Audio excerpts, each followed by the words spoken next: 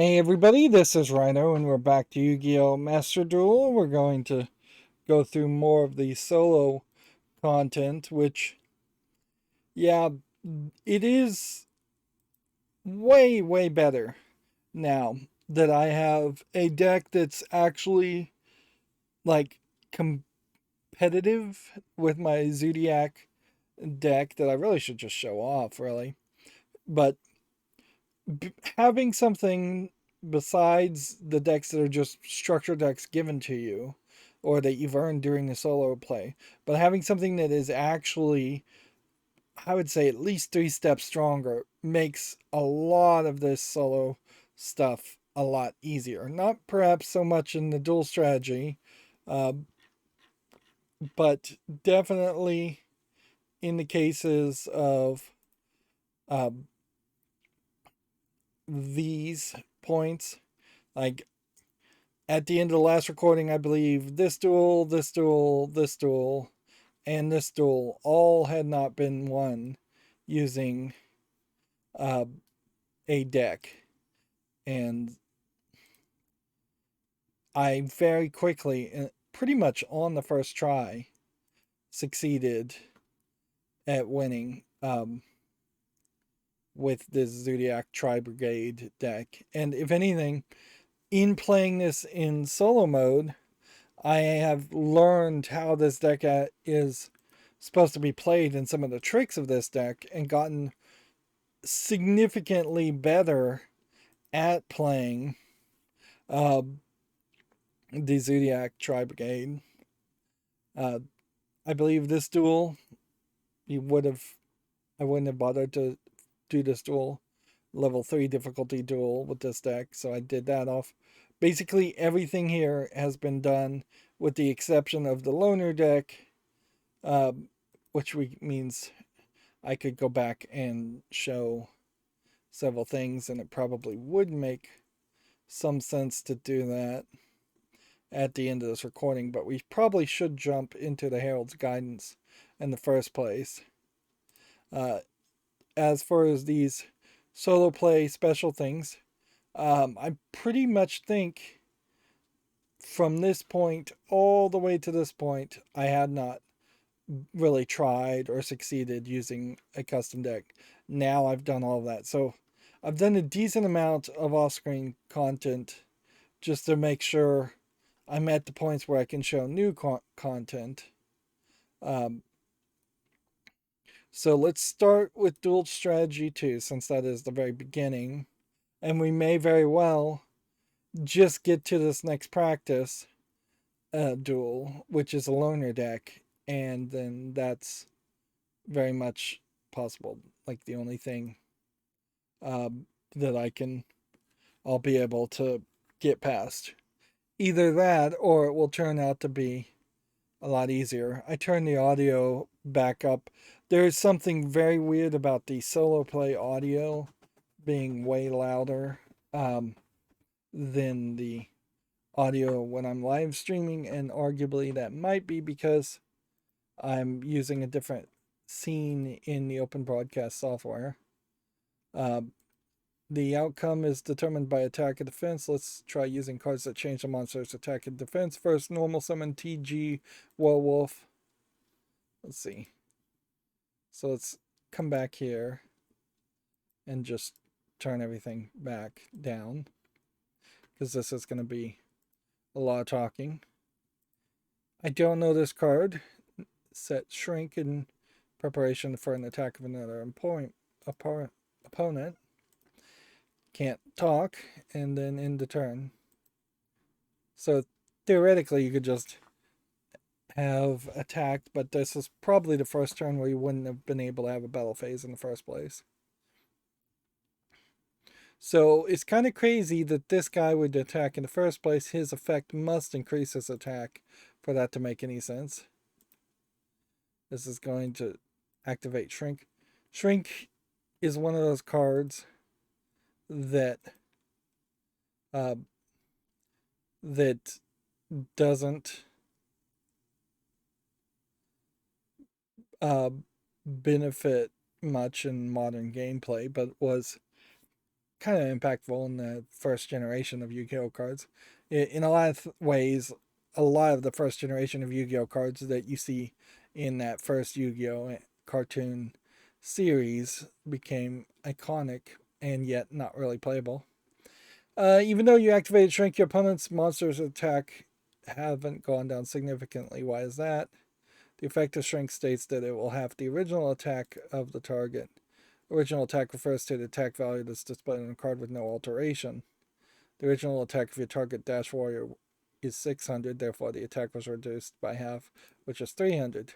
However, the attack increases that a result of other card effects will remain in place. That's why monster's attack didn't go down by that much. Along with increasing and decreasing the attack, there are also cards that can double or half them. Watch out for the effects that can change attack and defense as you battle your way to victory. So it's just, in a weird way, setting you up to play the rest of this battle while not really telling you much or teaching you much. Um,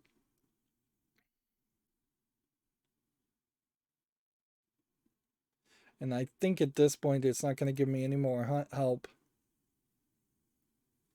Alright, so we're going to have to do some reading.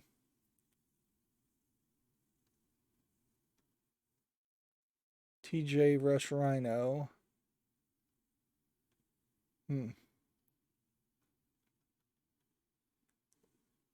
This would gain 400 while attacking. This one would give 3.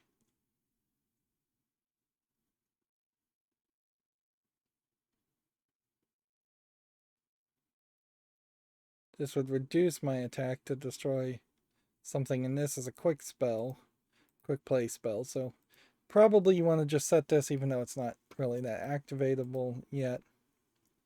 So we attack here and see if he tries to activate some kind of trap, which he doesn't.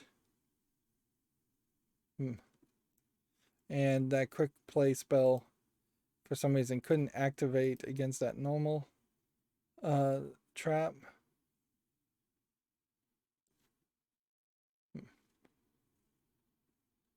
Attack and defense becoming half is not the original attack and defense.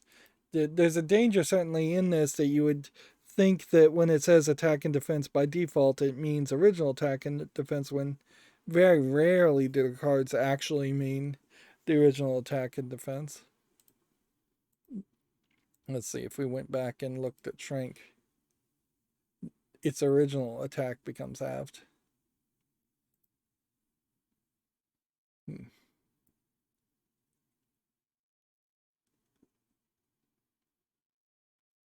Think you want this?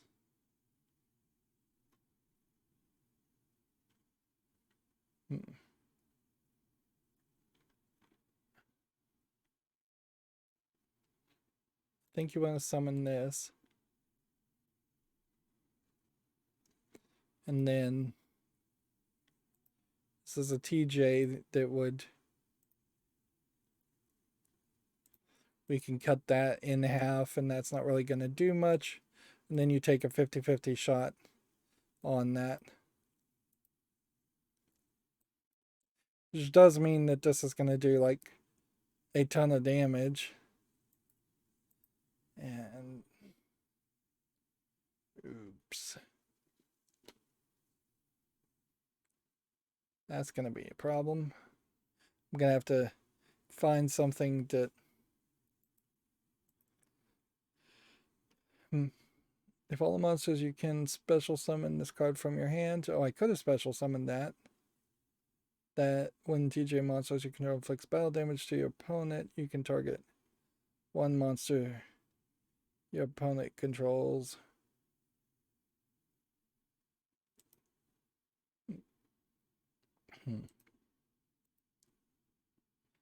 Yeah, I don't think I played right there by any means, but it may not really matter too much. Having a whole game synergize around that idea of just increasing attack. um, is not increasing attack and defense is not really where I think they need to go. I think they probably would be better to have just given me scenarios and let me follow instructions directly, even if that does have the side effect uh, of having some players check out.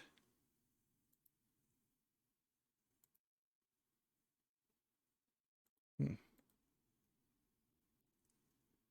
Okay.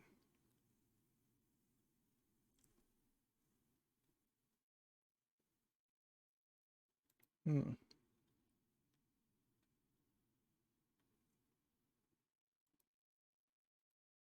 Guess you summon one of those. And then we want something here that's ideally somewhat powerful. I think that would be the one we would go for. Although we have 3 of these. Piercing damage.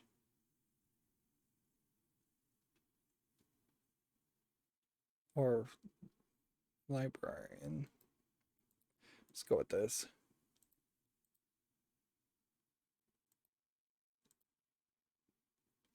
Hmm. Hmm.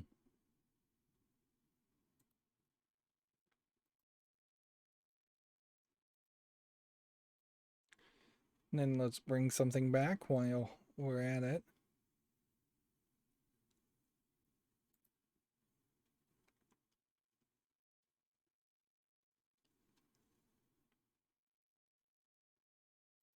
Hmm. Let's just bring back his guy.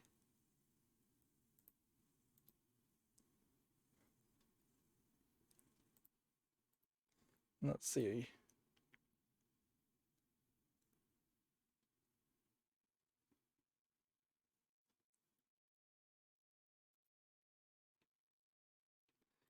Let's try this.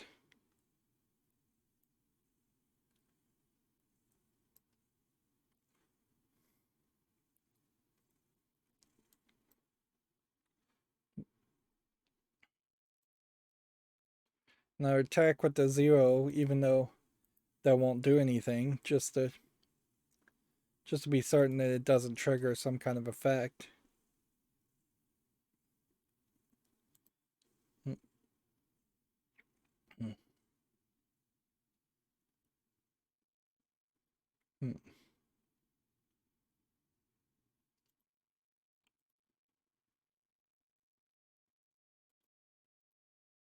Might as well summon things.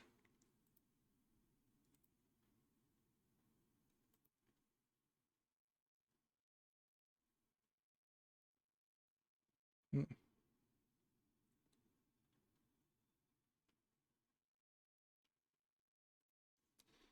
This is crazy, but let's see what happens if we do this, this, and this. Hmm.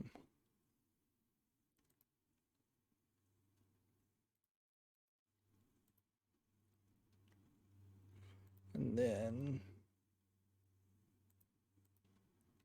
600, 800, 900, 1100, 1400, 1600.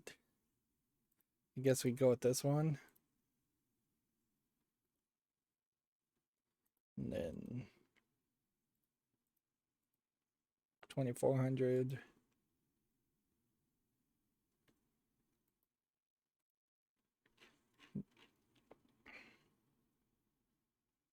Then let's go ahead and summon one of these guys.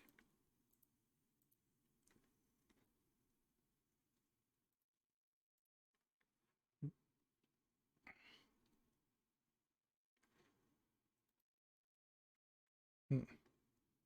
Continue to activate effects, even though we don't really know what these effects do. Hmm. Hmm.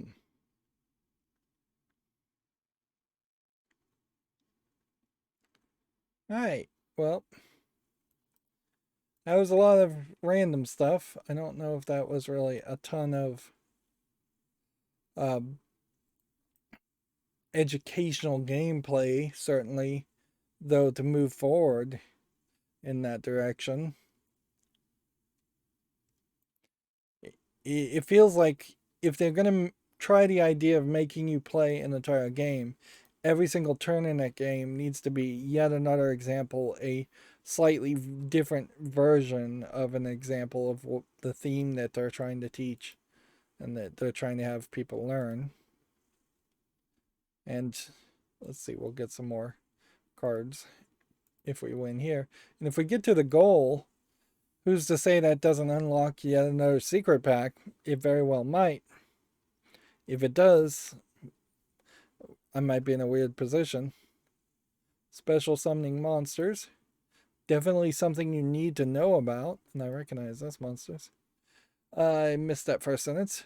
Some monsters can only be special summoned when their conditions have been met and cannot be summoned in any other way.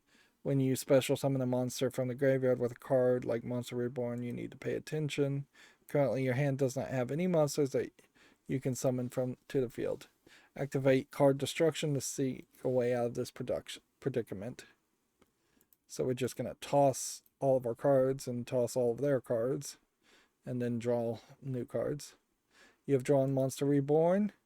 Now activate Monster Reborn and special summon a monster from the graveyard. Take your pick, I guess. Apparently this is the only one that could be special summoned from using Monster Reborn. Although you have 4 monsters in the graveyard, you can only use special summon with Monster Reborn is Cursed Necrofear. Cursed Necrofear does not have to be special summoned by its own effect. It can also be special summoned by card effects like Monster Reborn. The remaining 3 monsters can only be special summoned from the graveyard if they previously had been special summoned by their own effect. Which that's odd. I wouldn't believe that that would have been the case at all. I would have thought that even if you had previously special summoned something to the field, if it got put in the graveyard and it says it can only be special summoned by its own effects, Monster Reborn still shouldn't work. Special summoning monsters is a very powerful tactic. Make sure you understand the conditions that need to be met before you try to special summon. Always keep in mind the conditions that you need to be fulfilled as you battle your way to victory. And it's just going to leave me at that. I don't even know if you were playing Yu-Gi-Oh! In the real world and you had something that was you special summoned and said it can only be special summoned by its own effect. And then it went to the graveyard. How do you denote or remember that Monster Reborn would work on that card versus all the other scenarios which it wouldn't work? I think this game is misspeaking or possibly explaining the rules as they are applied to the Japanese version of Yu-Gi-Oh! And not the Western English version of Yu-Gi-Oh! Um, what's interesting too, I would say, is I didn't even know that this character was holding a cat until I saw the 3D version of this. I've only in passing seen this card.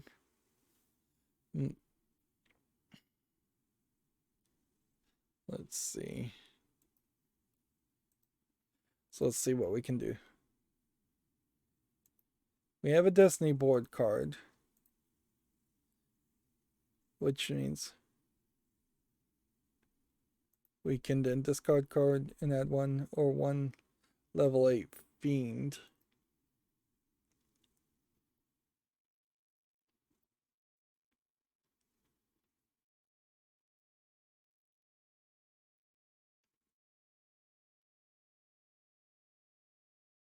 This could let you special summon something else, but I think I would need a level 8 fiend in the first place. So I think I was supposed to get rid of the Destiny board um, in favor of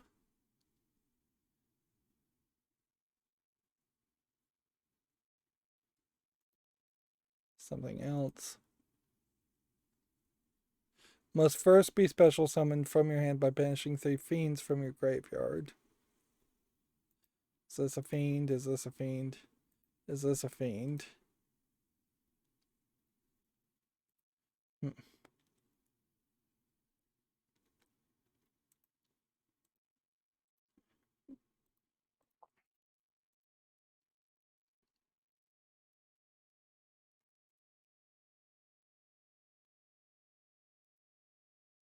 Let's see how that plays out. More than likely, I've overplayed my first turn, and that's something I do fairly often. Is there something special? And see, because I have the settings set, the Destiny board spills out the word final, but it's not going to be in the order um, of final. So I've already screwed up. It needed to be over here.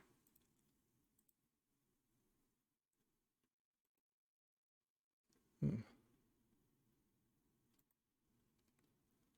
Hmm. I've also screwed up here because I put it in the wrong order again.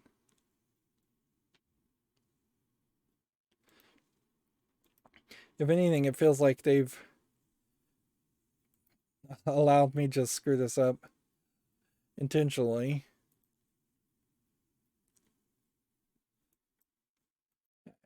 Let's see.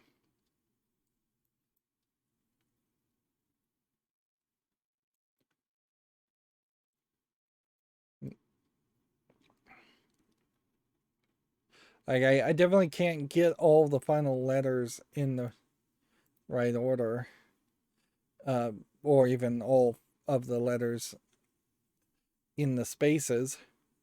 If anything, I think this is intentionally screwing things up so that I couldn't use this character's ability again. Like, if these were all in the right order, see if there's an effect there.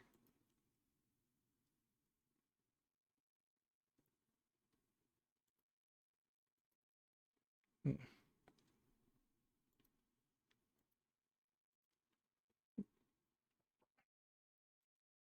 And none of that's going to really matter. Hmm.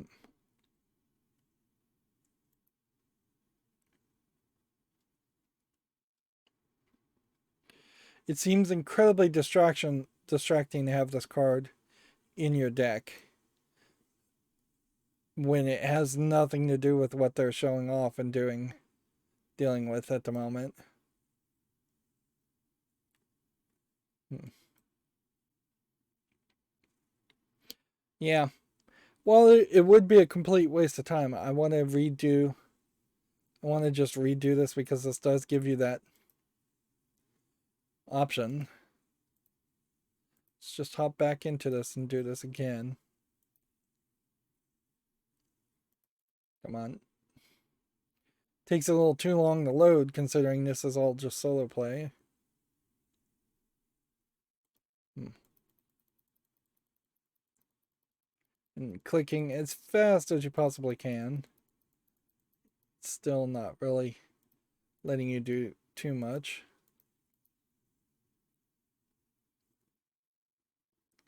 Hmm.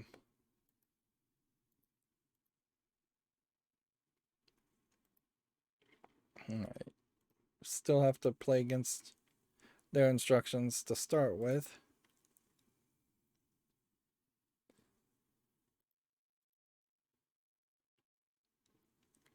Hmm.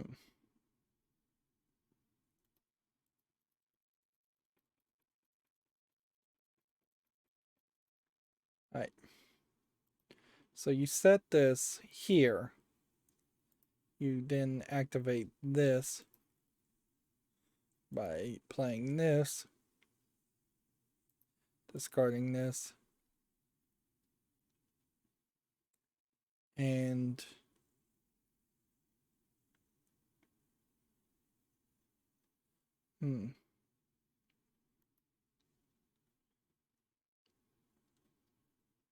guess you take that one.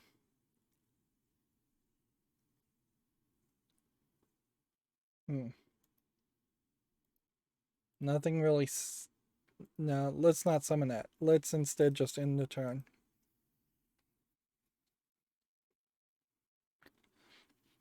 We'll just hold on to this card for protection.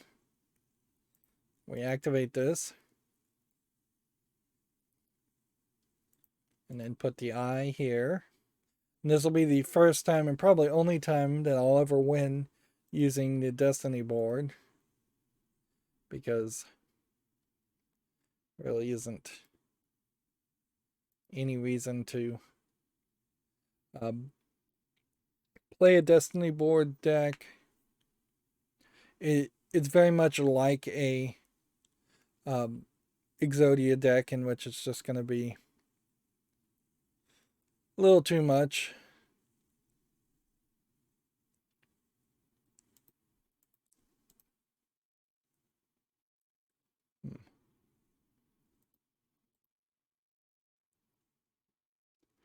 Hmm.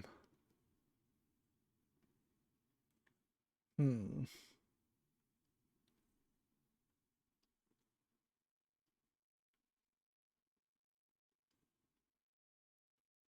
Let's go ahead and destroy both cards.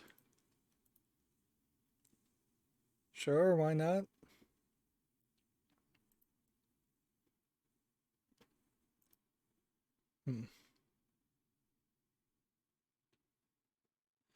And then just end the turn again.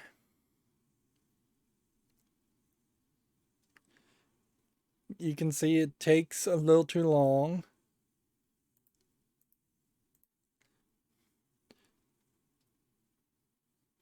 And all the opponent would have to do is be able to destroy one version of this card. And that would be it.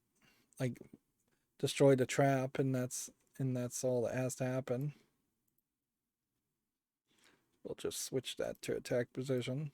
Or you have to potentially hope somebody's not paying enough attention and that they didn't spell it right, or that they placed another trap card.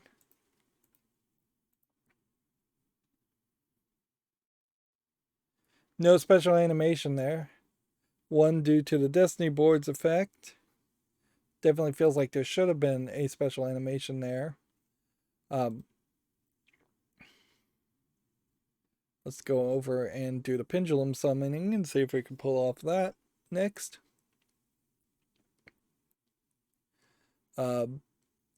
Yeah. Destiny board is kind of a standout example of a rare win condition that I don't think there's too many cards that really synergize with him.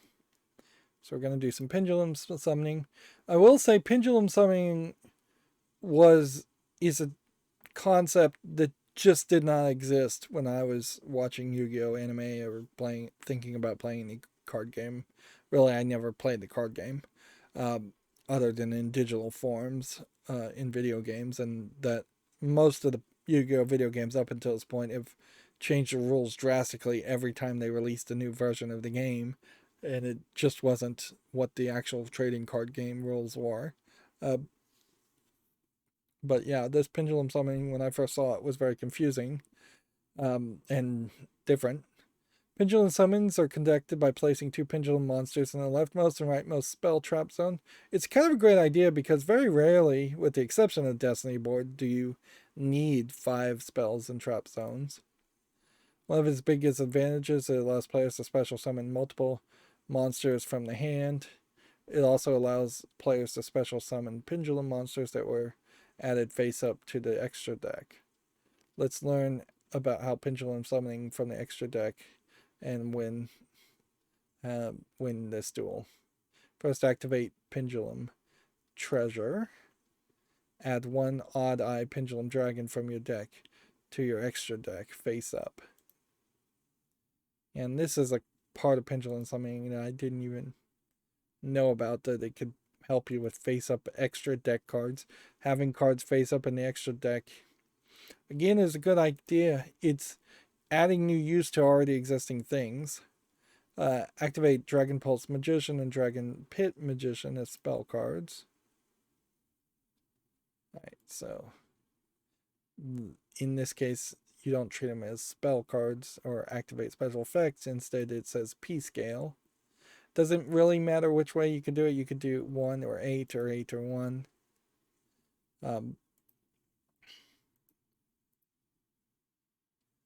But this is going to now tell you that you can summon something between 8 stars and 1. And the star levels actually are something that, if you were remaking Yu-Gi-Oh, you'd almost certainly get rid of the star level system for something better. Perhaps just a tribute level where something has 0 stars. That means 0 tributes. 1 star means 1 tribute. 2 stars means 2 tributes. 2 pendulum monsters are on the left and right ends of your trap and spell cards. Now, artistically, you almost certainly would want to go 1 and 8, so these 2 arrows point inward, but that's, I guess, a matter of opinion.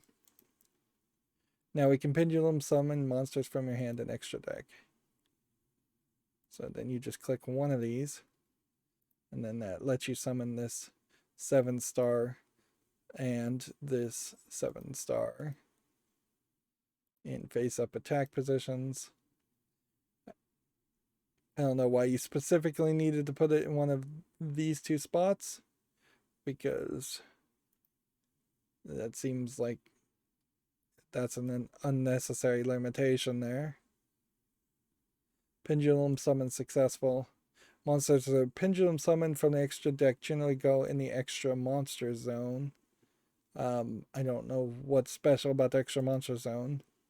However, by taking advantage of link arrows on a link monster, you can also pendulum summon monsters from the extras deck to a main monster zone. We will learn about how to use link monsters in the next chapter. A unique feature of pendulum monsters is that they have 2 effects: their monster effects and their pendulum effects. Be conscious of both as you battle your way to victory. Alright, let's look at this card. This card does not have any arrows pointing in the corners. And honestly, I don't understand link arrows, so I will actually be learning something in the next aspect.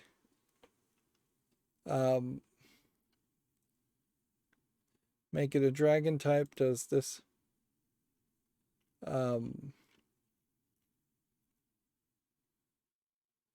would that do anything?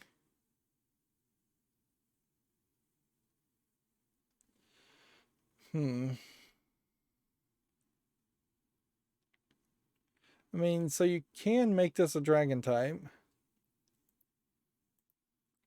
And we can just set this.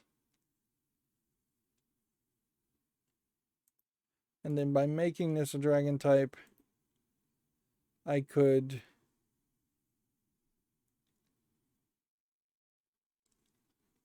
summon one of these.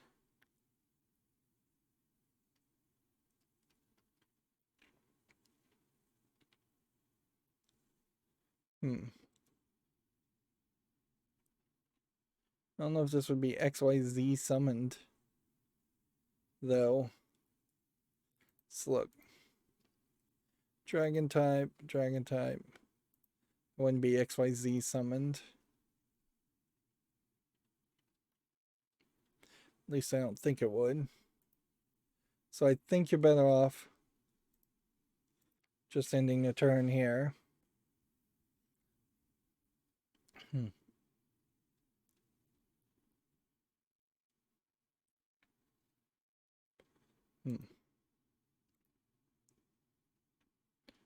Okay, let's see how this goes. Activate this again. Go to battle phase. Attack here. After that initial pendulum summoning, though, you really don't do much with these cards. And they are just taking up space until you run into a situation where they stop taking up so much space. All right, let's try this. Hmm.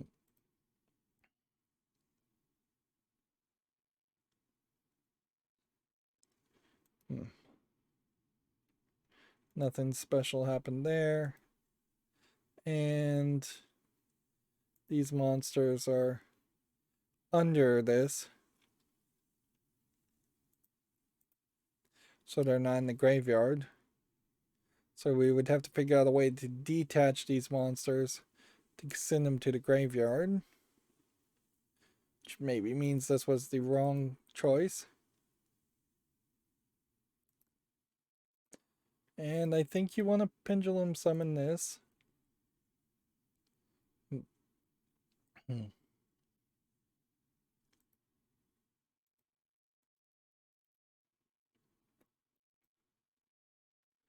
Just keep on attacking. This might be a scenario where they're just not going to put up much of a fight. So there really isn't anything new to do or learn. And again, they've given you one example, whereas better educational material would certainly give you multiple versions of the same idea so that you can reinforce and repeat that information in someone's mind. Otherwise, by the time I get to the end of this battle, I may have forgotten the one lesson they were trying to teach me. Hmm. Hmm.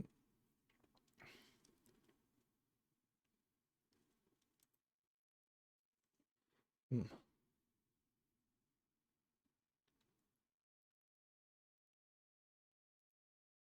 I don't know if that was the effect I should have done. We shall see here in a second.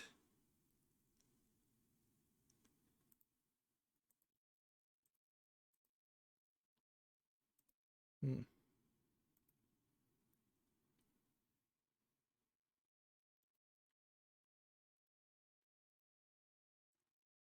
Hmm.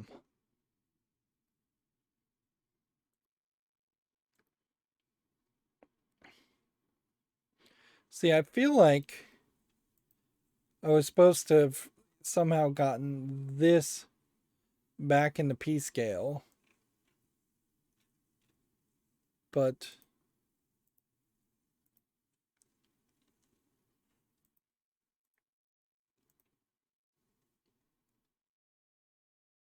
I don't know if this is really going to matter too much.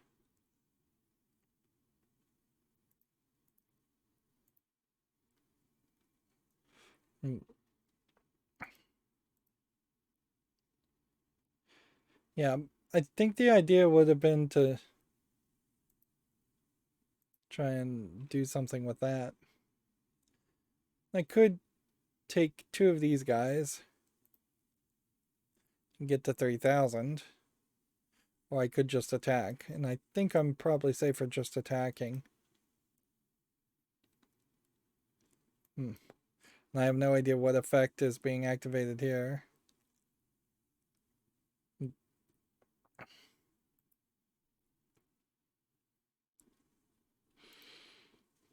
Yeah, that definitely feels more complicated than it should have been.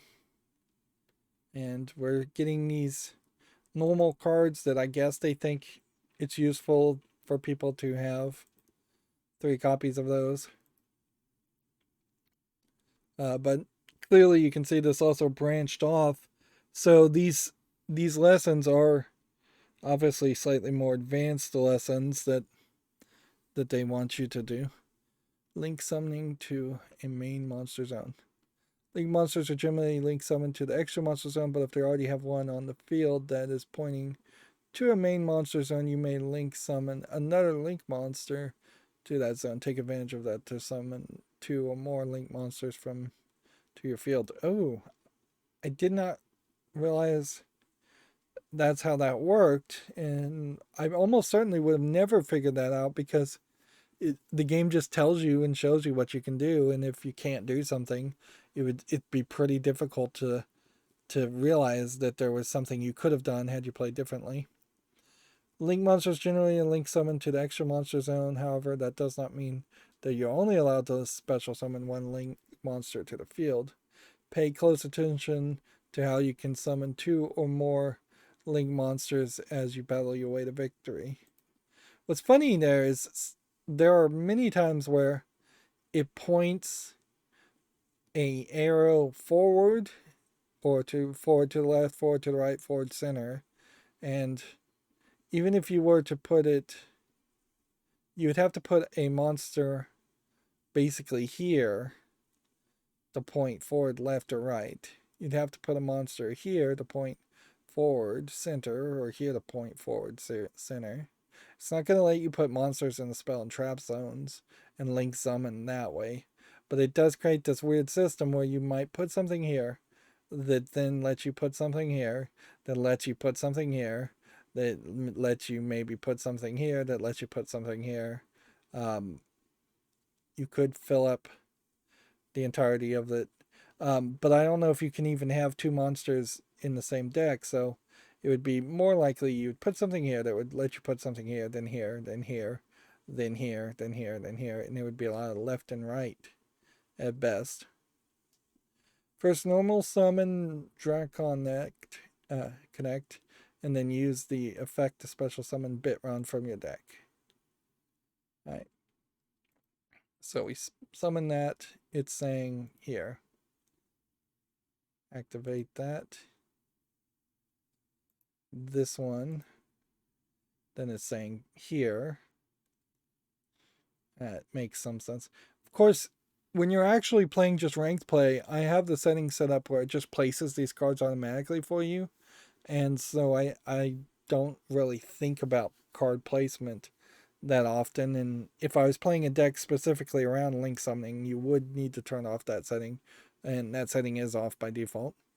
Use Bitrun as a link material to link summon a link spider. Okay.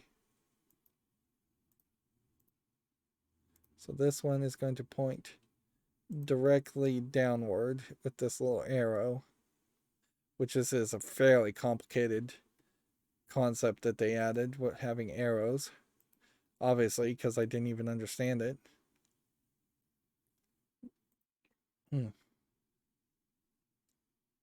This the effect of Link Spider and special summon. Activate the effect of Link Spider and special summon Proton from your hand. Alright, so then we activate this. And that's going to summon just a normal card that's not pointing anywhere. That's not really going to get you further. When you have link monsters, when your link monster is pointing to a main monster zone with its link arrows, you can link summon a link monster to that main monster zone, even if there's a monster already in that spot. Well, I guess there has to be a monster in that spot. A link arrow of link spider is pointing to the main monster zone that Proton is in.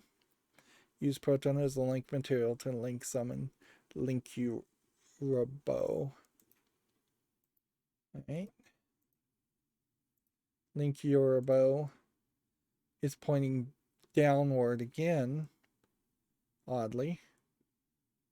So, how is that going to help us?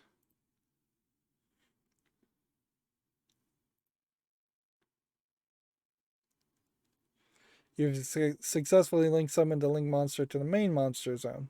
Okay, good. When you link summon a link monster to a main monster zone, you can unlock the possibility of drawing out other monsters' effects and summoning even more powerful link monsters. Familiarize with yourself with link summoning conditions of link monsters in the extra deck as you battle your way to victory. So they're going to just leave me at that point. So if I was going to pick something, you basically have to look at this icon and try and figure out what you would want to do here.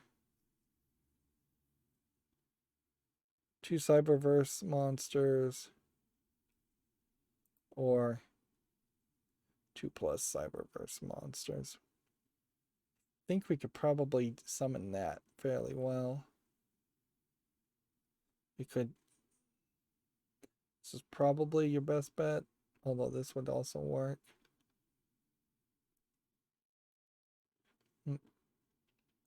There definitely are examples of these cards that that point in basically every direction. Let's see. Special summon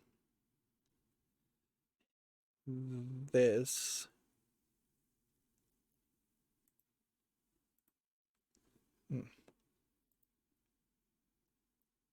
Set this here.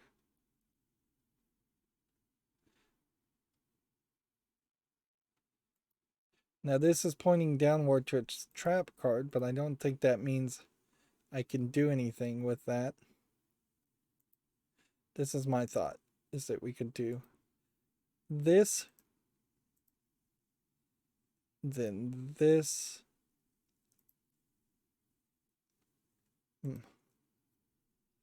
And then I guess this.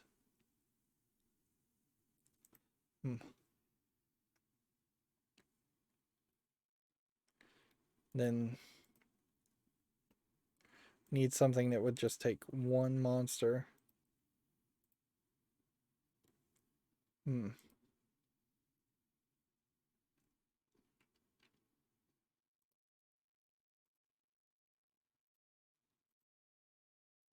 Yeah.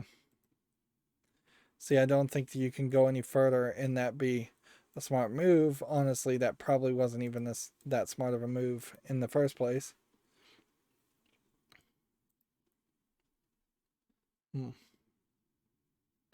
Now he's going to start playing, so we'll see how this goes. Very rarely are you going to be in a situation, though, where this points forward and that makes any sense. You really would have to be all in on the concept of link summoning to make a link summoning deck. Whereas in many scenarios, you kind of don't have to be all in on one specific concept.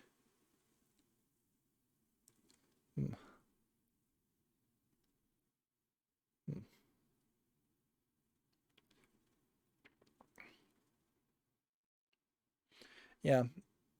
And it's very odd to just have your butt basically handed to you in one of these practice games, and yet that's exactly what's happening here.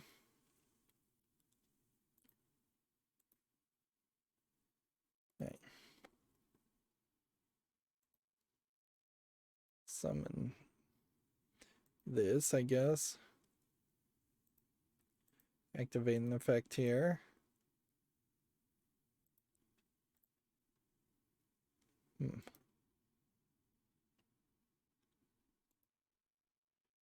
I don't think that worked.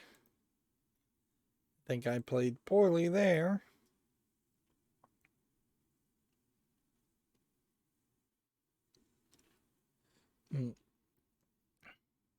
It does really just let you waste your time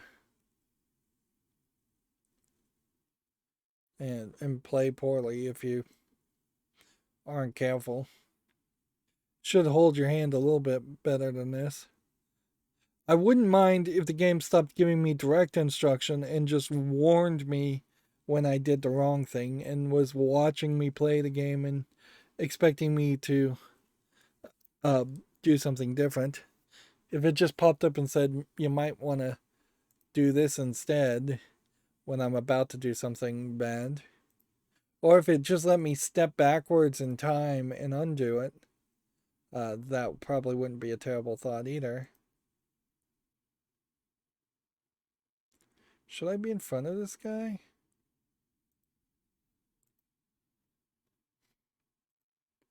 I don't think so.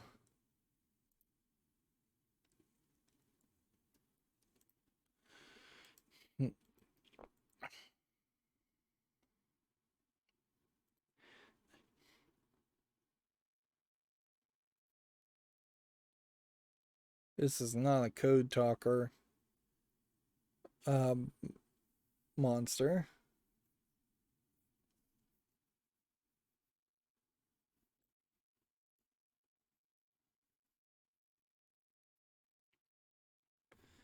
I think what I missed as an idea here is that each of these link summon monsters had some extra effects that I was not paying attention to, and had they been on the field, they could have countered some of the strategies that are being played now. That's the only thing I can assume. And it is definitely a harsh penalty to now have to jump back into the battle and try again. Because now we've got to follow all the instructions. And would be very nice if there was just a skip button that would skip me to the point where it really uh, would be helpful.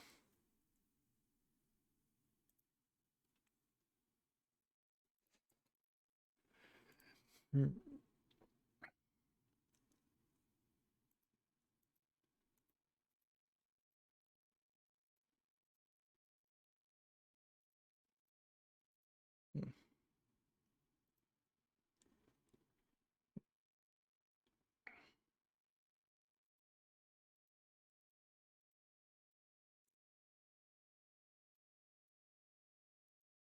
Hmm.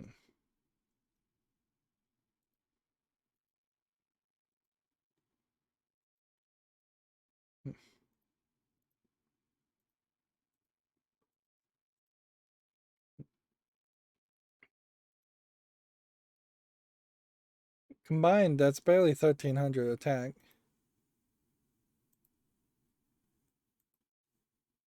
Hmm. So there's clearly something more we were supposed to do here. Hmm. Hmm.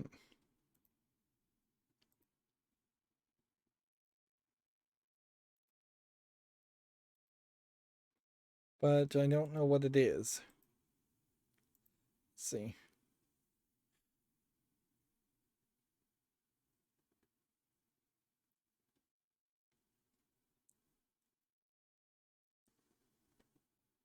Yeah, you're just getting wrecked. So you activate that, and that destroys this attack.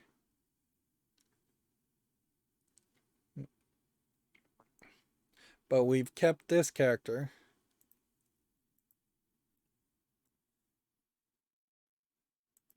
So we could just summon this, or we could use the active effect.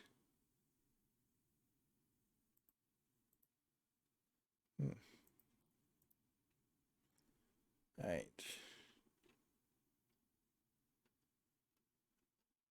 We just don't have the right monsters.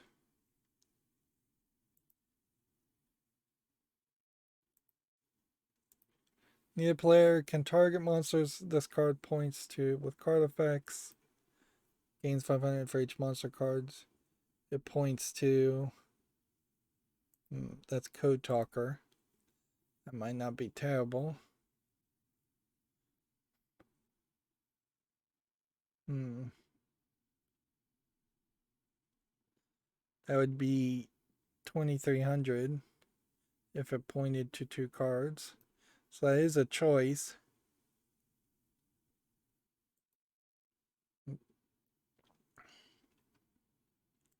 I'm gonna have to just read all of these.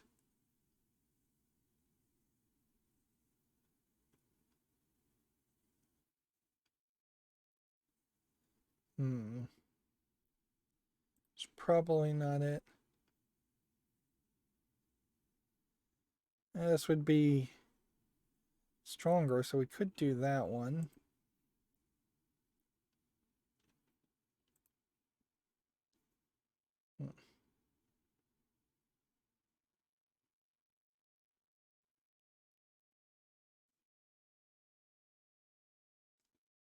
Okay. think this is the one you want. You want to put it in this position here, sacrificing all of these. Decode talker. See what this does.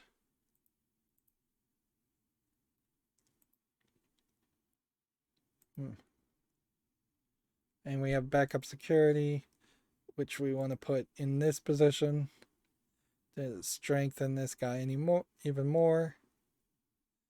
And there really is not a terrible reason to not just Monster Reborn a character. Let's see. Who's the biggest character we would want?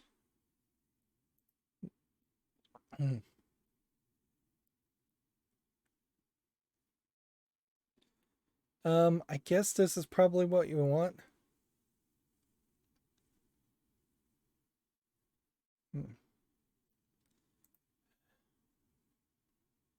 Yeah.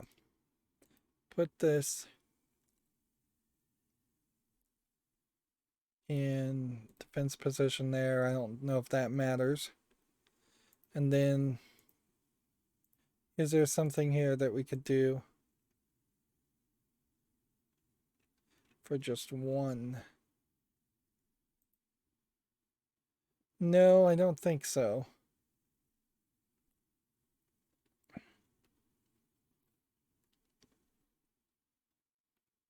Let's just check. Just double check here. Yeah, you would need to sacrifice two things, not just one. So we need one more thing on the field.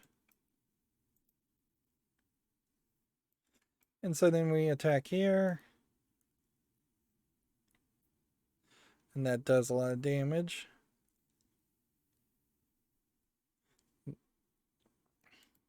And then we'll end the turn there.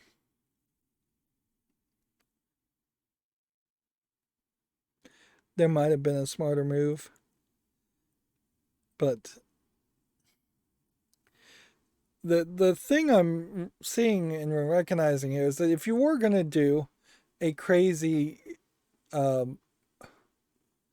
combination of cards, you would have to have just a huge amount of characters on the field at all times.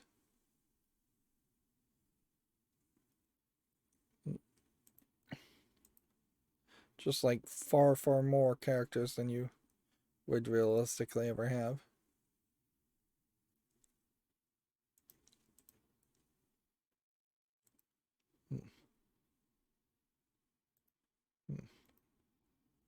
I don't think any of this matters too much.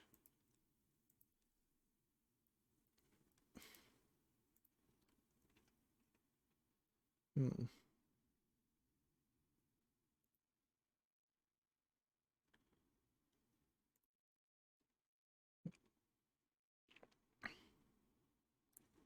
Do we want this one? Do we have a backup security? Nope.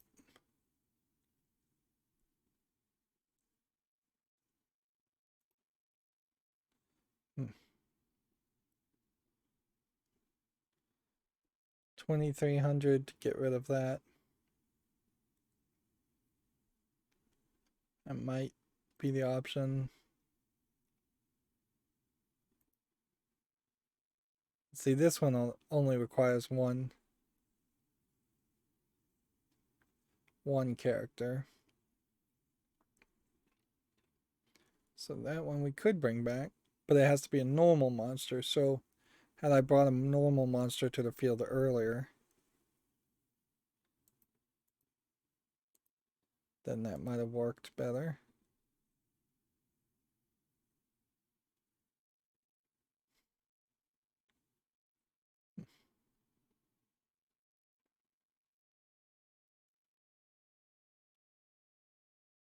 Alright, we're gonna try this.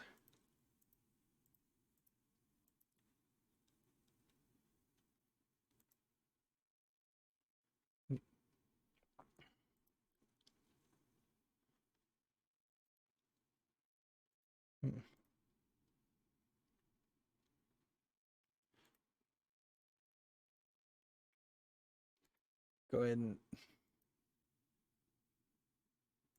get rid of this to destroy this. I could have link summoned using that token, I think, but no, I couldn't have because it wasn't. That wouldn't have been a normal. Uh,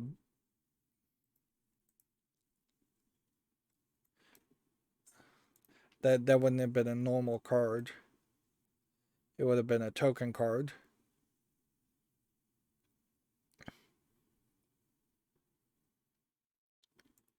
Okay, so I've used all of my cards doing this, and if I somehow still lose at this point, I think you have to kind of give up, and I'll just have to try and play this off screen. It more than likely would only take me a uh, couple more tries. I wouldn't expect it to uh, really be that difficult.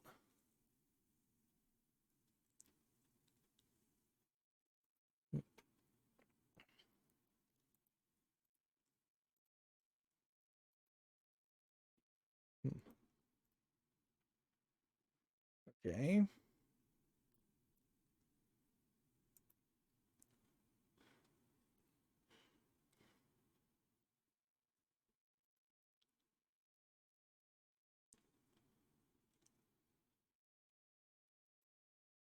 This one's effects, I suppose we can negate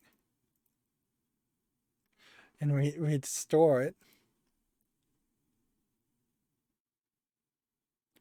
I just don't know if there's any real value in link summoning anything else. 2,500 versus 2,300 and pointing in different directions.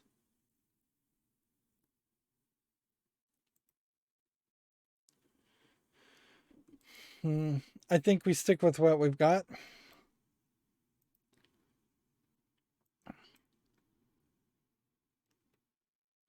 Yeah, I guess I could have gotten lucky there and just attacked with this, since he had zero defense.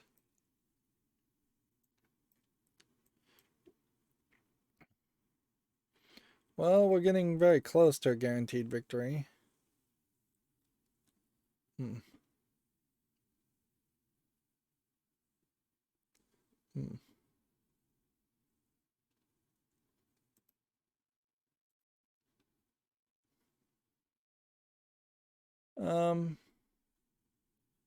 I guess again you just attack.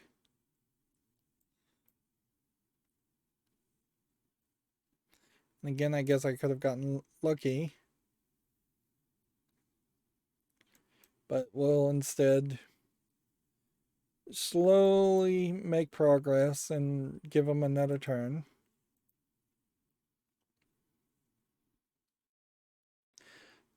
Once again, though, you can see how this game has just boiled down to actually just playing the game and stopped being a lesson. It's very possible that I would just get screwed here completely.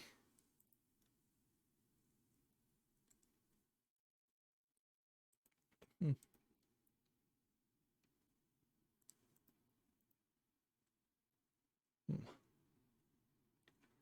Hmm. Fortunately, he had a attack doubling effect.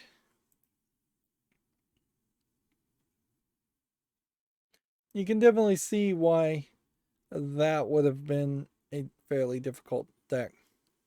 Although at a certain level, you almost wish you could have an infinite amount of these link summoning characters in your extras deck instead of being limited to 15 cards in your extras deck. In the real world, it makes a lot of sense to have a limitation of 15 cards in the extra deck, but in a virtual video game world, being able to potentially link summon anything and everything would be really crazy and great, but it also would make the game far too complicated.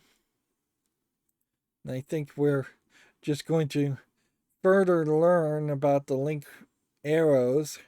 So you can kind of see more than likely pendulum summoning was introduced in the Yu-Gi-Oh! relatively recently, since I don't recall it since the last time I played Yu-Gi-Oh. Uh, and link summoning must have been introduced after that to add new life to it. Um, learn the link monster lingo. Let's see. Commit the link monster terminology to your memory as you battle your way to victory.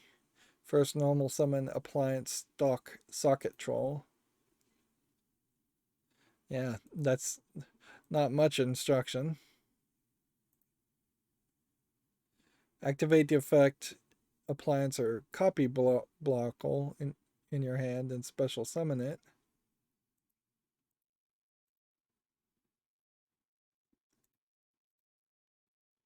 Hmm. And I'm again just going to assume activate the effect of appliance or socket troll. Hmm. You can special summon one from your deck. I assume that's what we want to do. Now let's link summon appliance or Celtopus. I don't even know if I was supposed to activate that other character's effects. I'm gonna assume that it doesn't point this way or this way.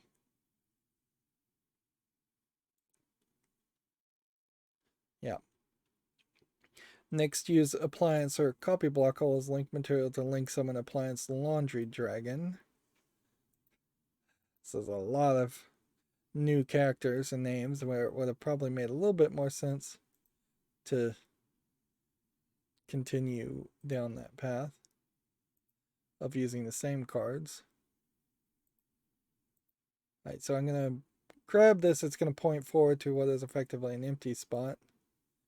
Or I guess I can put it here. Let's take a look at what is currently on the field. Appliance Celtopus is currently in the extra monster zone with its link arrow pointing to the main monster zone that Appliance or Laundry Dragon is in. Is it? Or, looking at it the other way, the Appliance Laundry Dragon is in the main monster mountain zone, and Appliance or Celtopus is pointing to.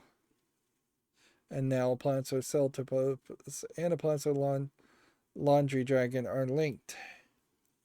When monsters are linked, it means the link monster is currently pointing to another monster. Both the link monster and other monster is pointing to are considered to be linked. Linked arrows are a very unique feature of link monsters. The deck contains many link monsters with a range of different effects. Take note that the specific effects they have and the conditions for activating them as you battle your way to victory. All right, let's double check. Yeah, this one is pointing downward. This one is pointing here.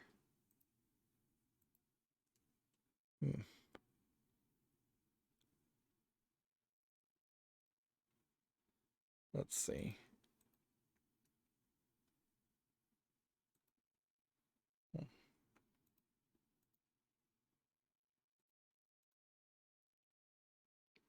So bring that out as a linked thing.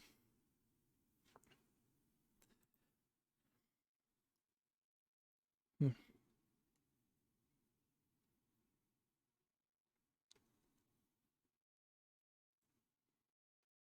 Hmm.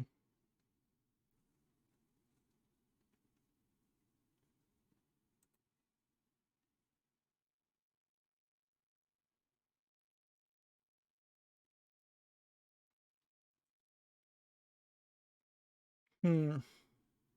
This is a spell that I think you'd use later. Then the real question here would be, could I find something that would point back? I think I can. It could be this.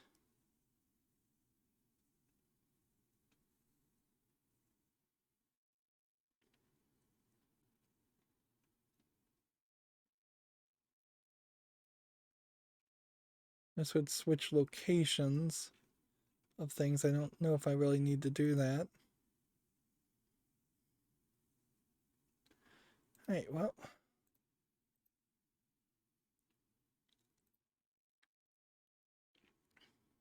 So the question I would ask though, certainly, is if this uses its link arrow to point up in this upright direction and is linked to this, and then this is linked to this, then if this had a effect that said for each of the things you are linked to, you gain 1,000 attack, like this card actually does, would this gain 2,000 or just 1,000? Let's see, at this point, I probably could also summon something that would require multiple link summoning monsters if there was an extra deck card like that, but it doesn't seem like there is. It's again going to be very difficult though to get linked monsters to go down this direction.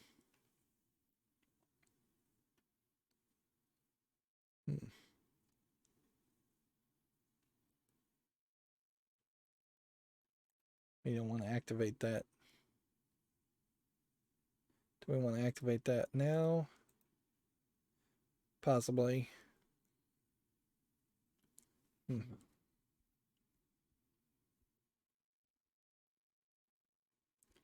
Hmm.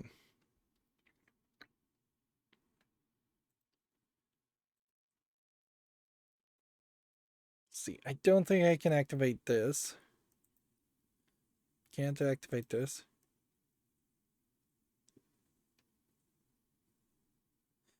Can attack directly when not co-linked. You can send one card from your hand to graveyard and target one of your opponent's controls and destroy it. Alright, well.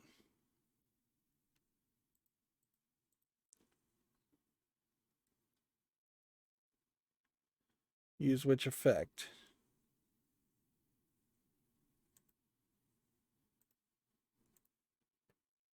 Which card do we want to destroy? That one, I guess. And I can only activate one of those effects, not both. Hmm.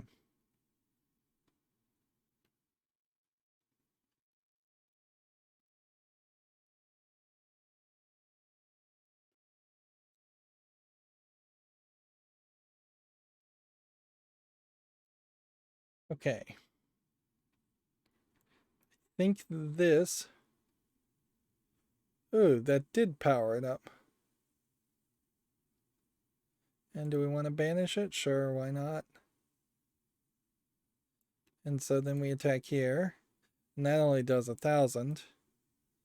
And that does 0. So apparently, um,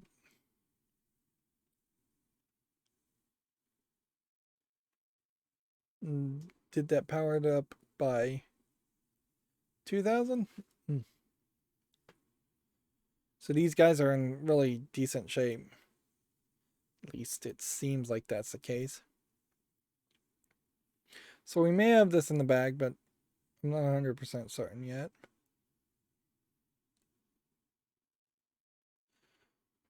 Let's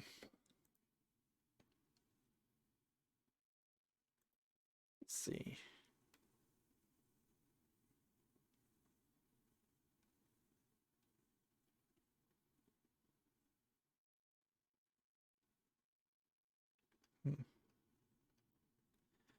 Is there a reason to special summon?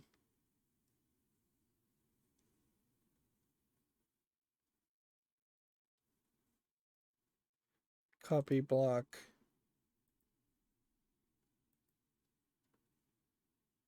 I mean, let's try this.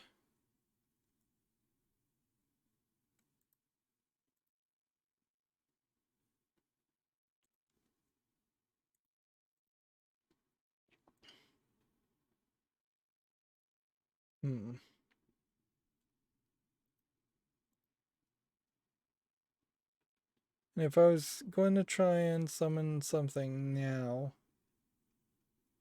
Almost certainly I couldn't do it. Yeah.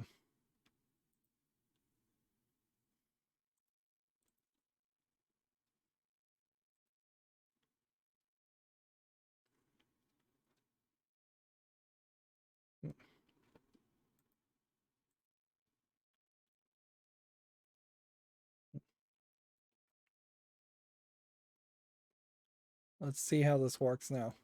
Does this get a boost? No. Does this get a boost? No. And oddly, that didn't do any damage. Hmm.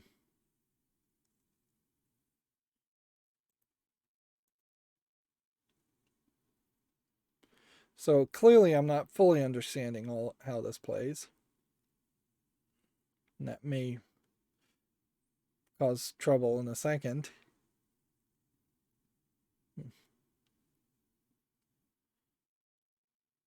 Hmm.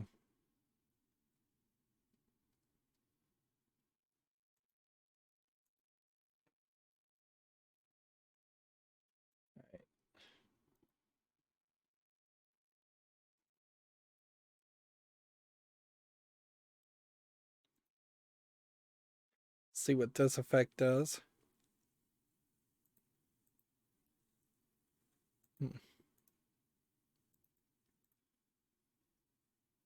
Because this is like now a full field.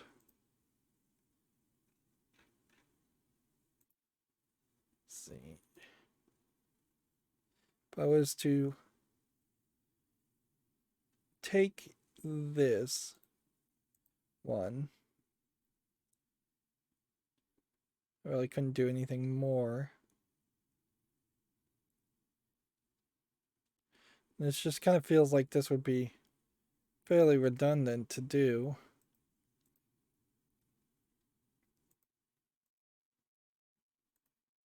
Otherwise.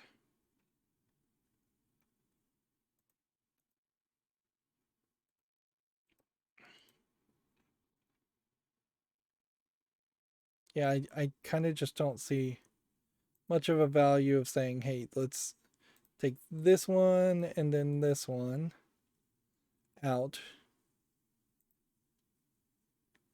to put something there to see if maybe you could do something more.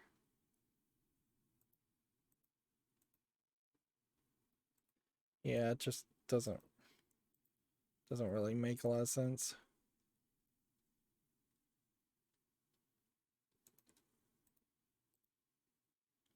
Hmm.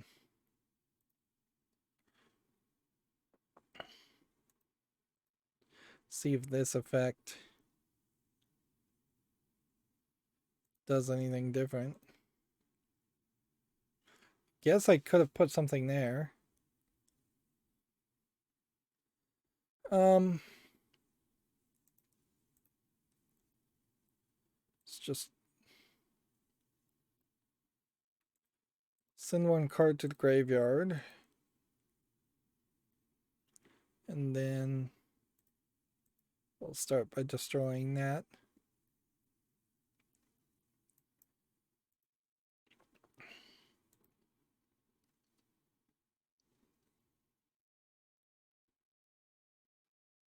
So this only boosts these two characters.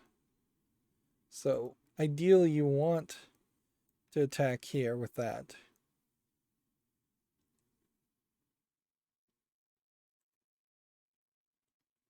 And then banish that.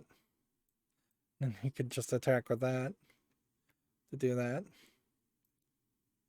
That doesn't get a bonus. This is really just taking too long.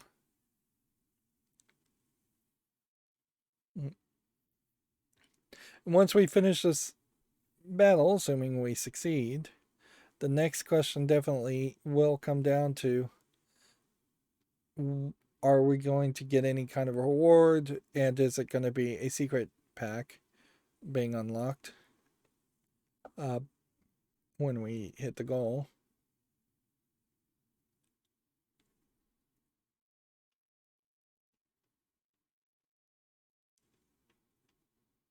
Hmm. Yeah, I don't think there's really a reason why you would want to activate that effect either. I don't know if I fully understand what this card would do, but it looks like I'm going to win no matter what.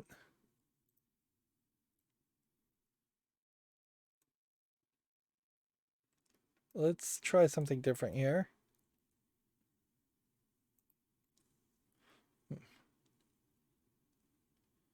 That didn't do anything.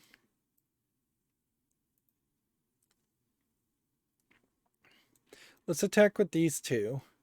Then let's activate this spell and see what it does. So let's banish those. And then I guess what you do is you special summon this and this. And then put those back in that field. And then I guess that lets you attack a second time. Hmm.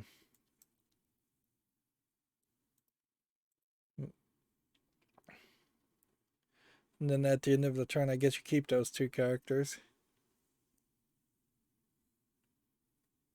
Hmm. This guy's just doing the same thing over and over again and not even figuring it out. So obviously the AI is not very smart. Either that or it's been programmed specifically to help you along. So yeah, you get 100 gems. That's something for doing that. And our clear reward is a Book of the Moon mate. Nothing else special here. Um, the gate is clear. Whatever that really means. Gates seem to not be depicted particularly as well as they should be. You can still also see how the animation style on a lot of this stuff. I did not really mean to do any of that. Um, it starts to get less generic in its animation, and then you start to get later and further down, where you start to see different art styles. Although I would say the art styles are still very weird. Well, I know the danger files probably were there, and I think the Herald's guidance was there. So I've unlocked yet another gate, which just highlights that there is yet another bit of solo play content that needs to be done. Where if I do these duels once, I should give it a try. Although there's almost a guaranteed chance of failure just showing off these decks. Um, Using the loner decks, because now I'm in a different solo thing that I don't remember and don't know what strategies were being played. And this is just going to be a real um, light and or dark monsters from your graveyards.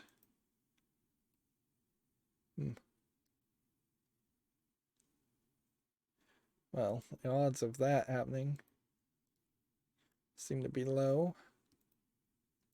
We have a light monster. Think you want this one on the field. This.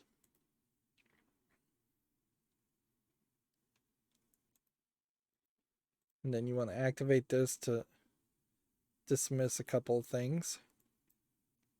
And then you want to end a turn. And it's not about really getting the attack higher as much as it is just about having light and dark monsters in the graveyard. At least I suspect that's the case. We also have some extra cards that you would have to take your time and try and learn. Hmm. Hmm.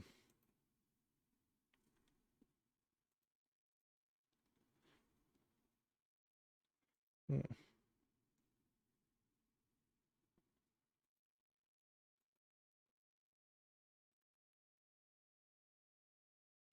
You also want something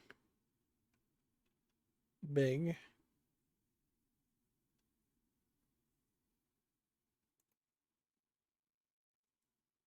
Hmm.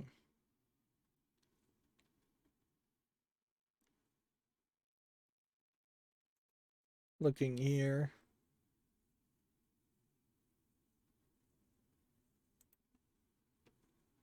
I think we probably want this card. Hmm. He's just got like a 4,000 on the field, doing ridiculous amounts of damage. This is insane. Like how are you even supposed to beat this without knowing the strategies?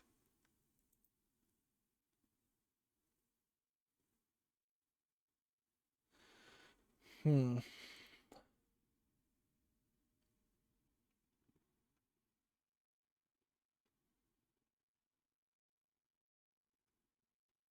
Hmm. Do we have light and dark? Yes, we do.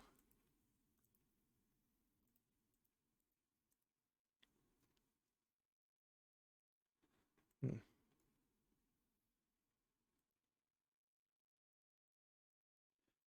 Destroy this card. Destroy this card.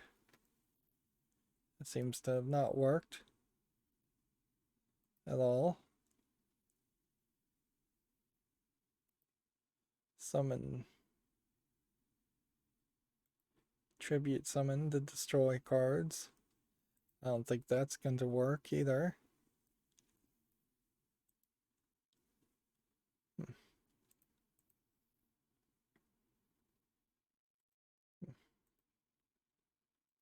Hmm.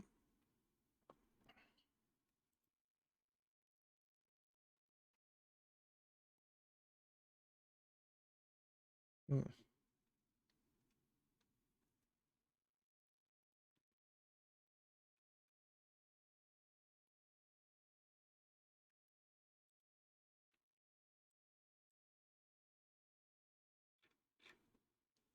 Hmm. Yeah, I just don't know if there's any solution here.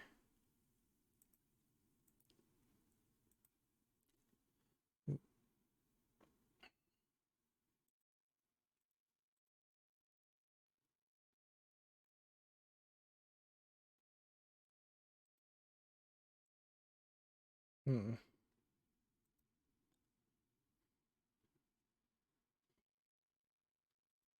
So do I want to reduce this person's attack or summon this? I think we'll just try this.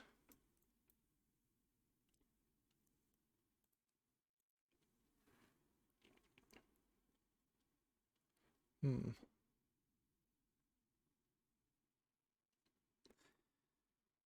Yeah, it feels like the odds of succeeding here are going to be very low. He's just playing a very crazy combination strategy that's, I don't think, going to let me just succeed. Hmm. Light or dark? We'll go with light.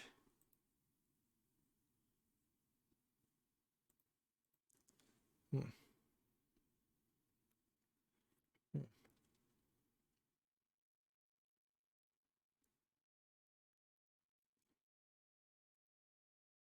Hmm.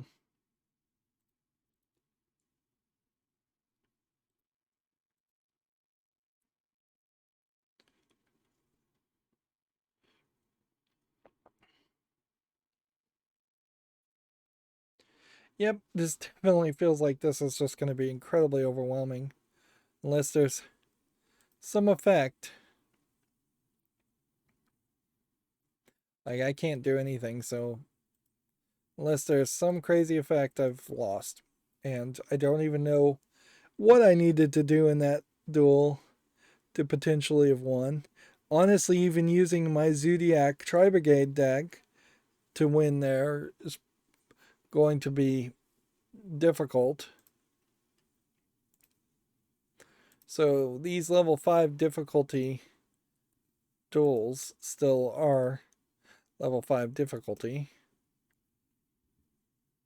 And this obviously is a Light Sworn, Twilight Sworn themed solo play section, so I'd have to refresh my mind as far as how to use that strategy.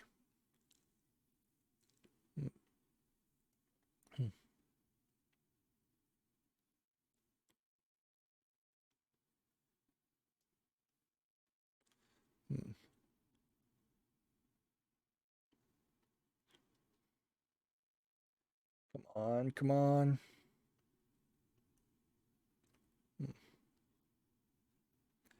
And when you see him playing 4 or 5 cards in the first turn, you kind of know there's trouble already. Let's see. Pendulum Summon.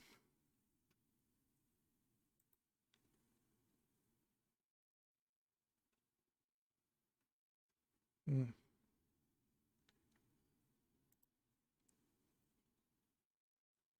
Banish cards times 400.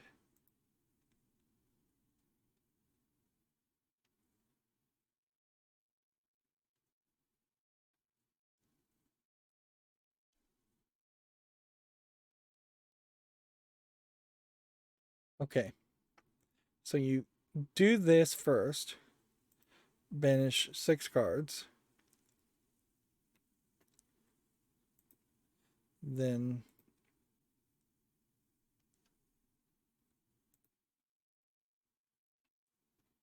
none of them have other special effects. So you do this.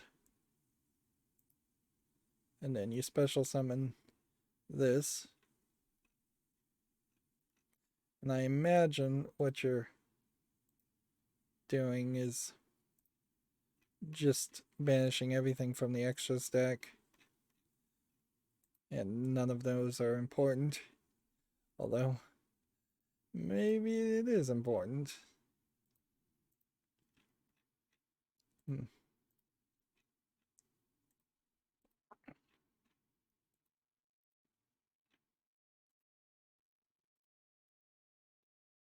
And then I guess the next question is, do you want to start banishing other cards? Because you can just keep on banishing. Hmm. I think you do that.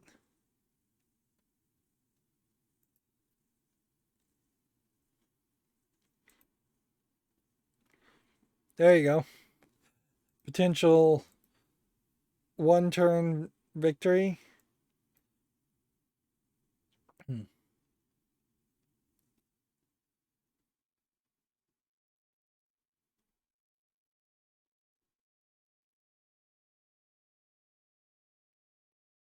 Hmm.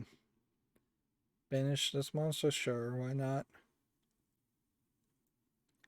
Which then only increases the amount of his attack, does not increase your attack because that's your banished cards.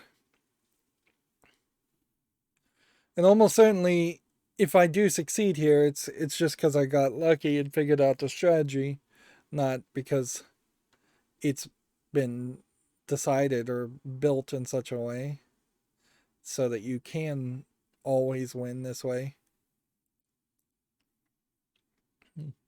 Pretty much in any game, if you can get an 8,000 attack, you're significantly going to increase your odds of success. And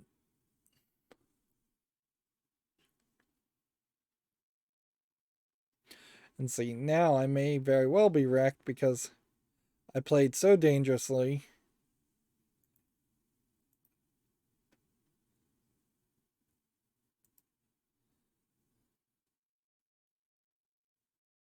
Hmm.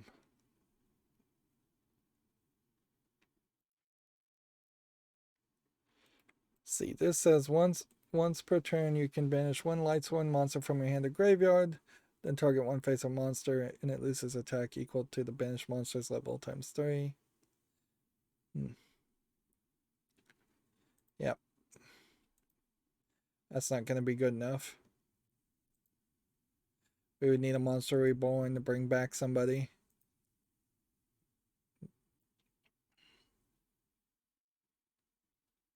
Hmm.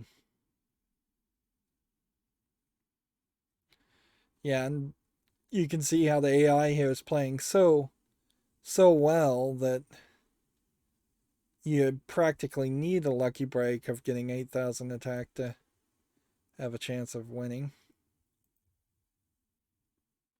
Hmm.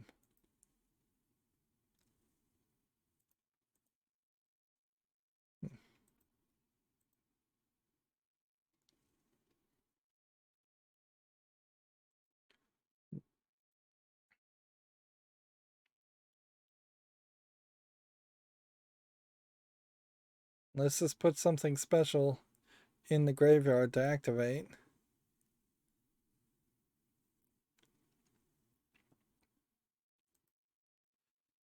So yeah, suffice it to say, I'm gonna have to come back and catch up on that. And if I do beat all of these, I very possibly am going to unlock yet another single player content, which I wasn't really expecting that to happen. Like you just kind of don't know here as to um, whether you are going to have 5 remaining solo player elements and that Konami has just been adding them nonstop since the launch of the game, or whether there's only one more or even less than one more. All right. Let's just use monsters under this cards column or adjacent column. Okay. Start with that.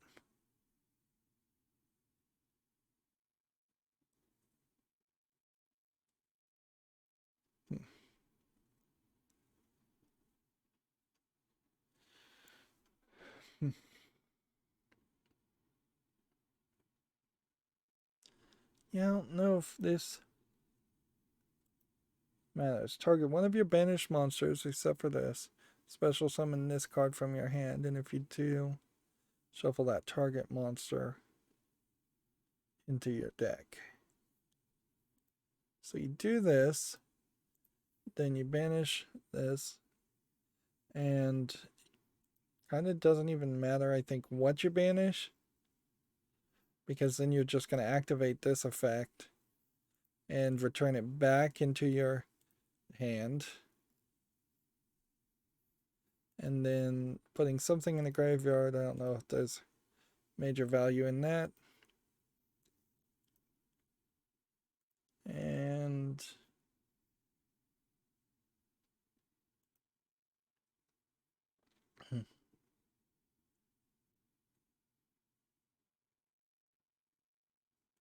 this would have special summoned something banished to the field. That might have been a better trick. Hmm.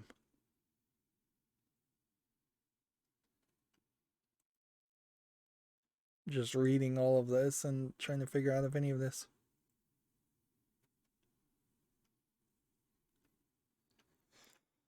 Hmm.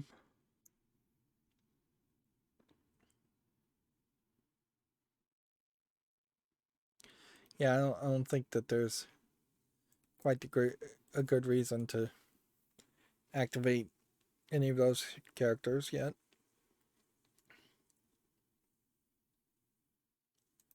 And we'll just activate this. And that should be affecting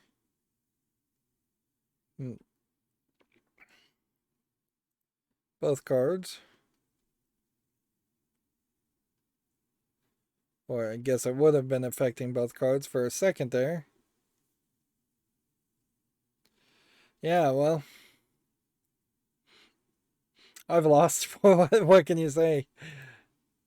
These are far too difficult of challenges, and you really are just gonna have to get lucky on the loner decks. Sure, I could play my Zodiac Tri-Brigade deck, and it probably would let me win in that instance, but you still, to fully complete, have to win with the loner decks. And that is going to be the struggle and the bottleneck, certainly, towards progress. Hmm. Hmm. Just take anything, throw it in the graveyard. I don't think any of those characters actually have activate from the graveyard style effects, anyways. It'd be a little weird if they did, since they have so many other effects.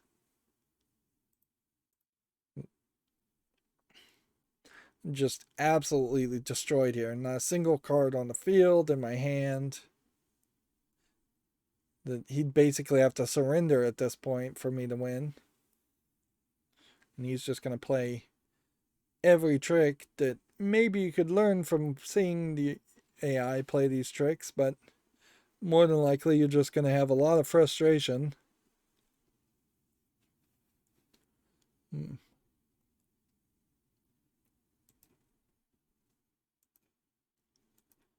Alright, so I'm not going to be able to just clear that on screen, but at least I'm showing everything off once.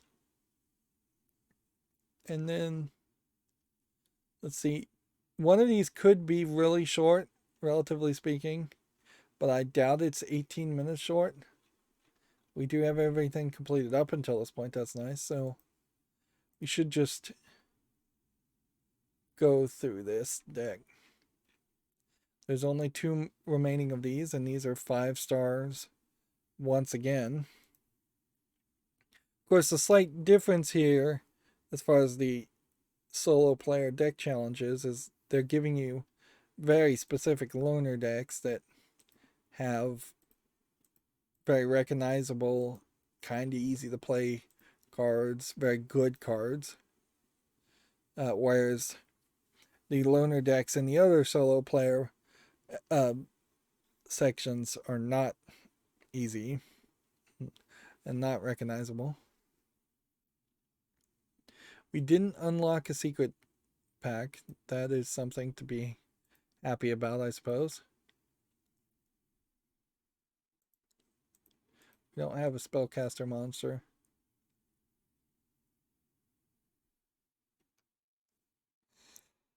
Hmm. So it seems like this chocolate magician girl will discard a spellcaster card.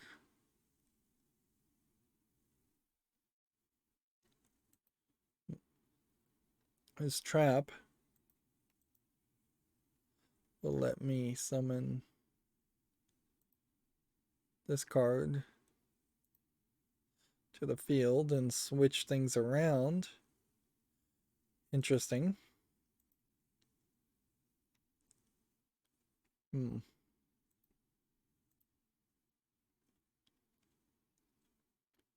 And we'll just see what happens there. Hmm. Mirror reflection happens.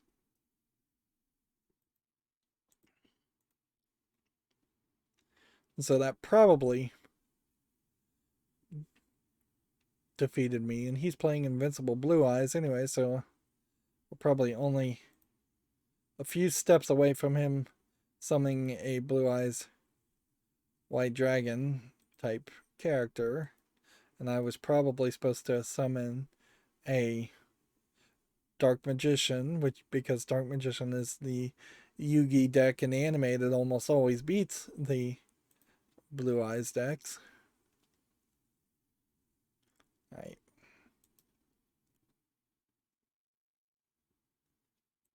Let's try this. Dark Magician Girl, the Dragon Knight. use that and Chaos Dragon.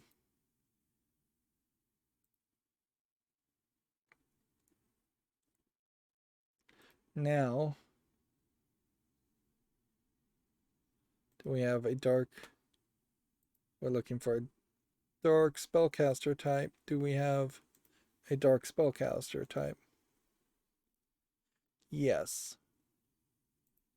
What is this?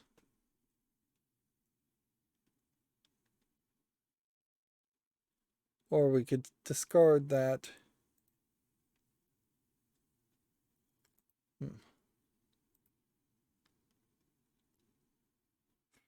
Oh no. I screwed up. Well, I didn't read the part that it had to be a face-up card, and that's something that gets me fairly often, is that I don't read the cards well enough. I should have done the other spell card, and then that would have let me activate that trap. And it's fairly difficult, I imagine, for the game to cheat in my favor um, if I make just bonehead moves like that. So I'm almost certainly doomed to failure, even if it skips a turn and just doesn't do anything. Which it does seem like he is not doing anything for one reason or another.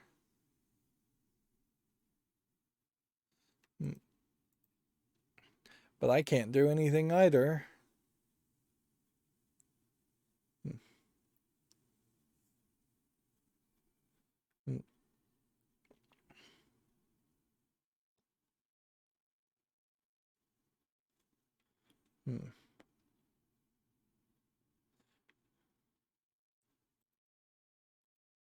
Alright. Banish 6 cards to draw 2.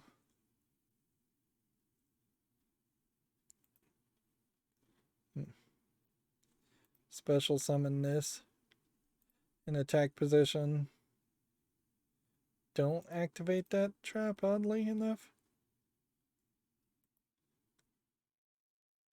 So it just got an attack.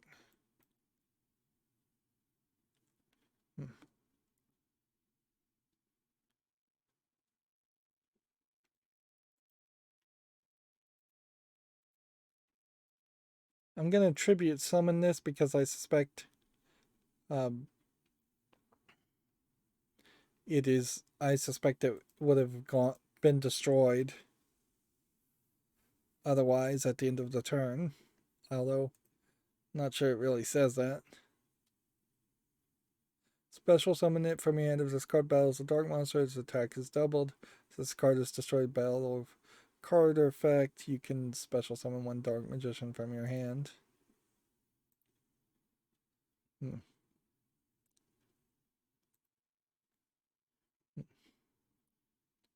see what else we can summon. Let's get one of these without really reading what these cards are.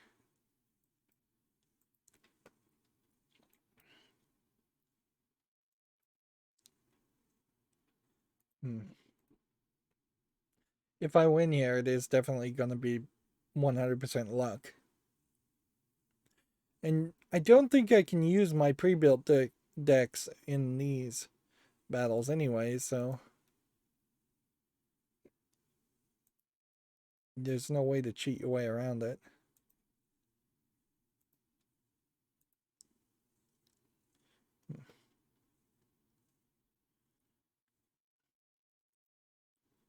Let's see.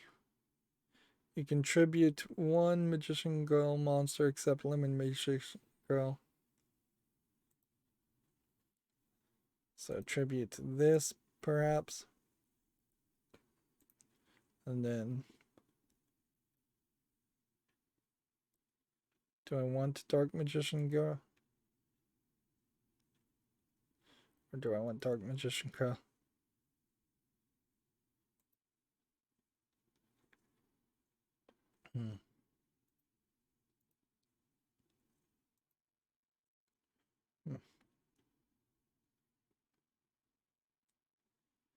All right, let's see.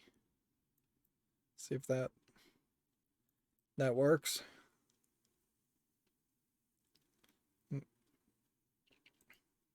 Yeah, having Dark Magician Girl and the Dark Magician doesn't seem like it's going to be super useful unless I also have a polymerization or something, the or a ritual card or something.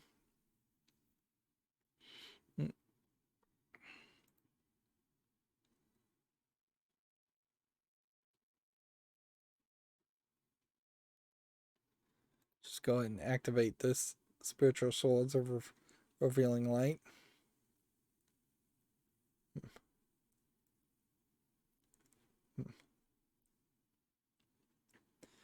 And here we go.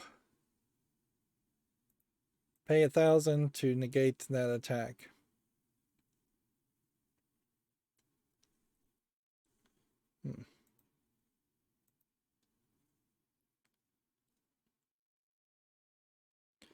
And what do we do now? Guess you activate this, tribute this, and then we come back and go level 5 or lower spellcaster. Is this a level 5 or lower? No, it isn't. Hmm.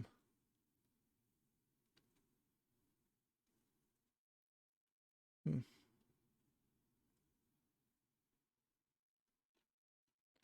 Hmm. Alright, so we've got Dark Magician, we've got Magician Girl. Dark Magician Girl, we can tribute this, put it on the field, but short of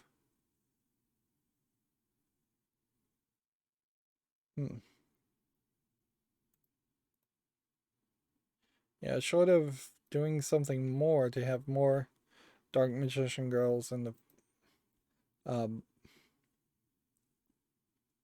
yeah, this is every Dark Magician in the graveyard, so I would need more Dark Magicians, and I don't have a single one if I was gonna buff this up, and even if I had 3, that would only get it to 2,900.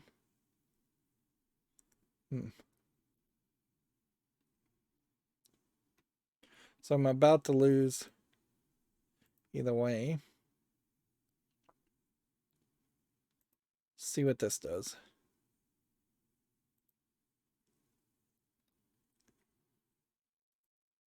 4,500 versus this. Yeah, you go for this, definitely. And then, yeah, start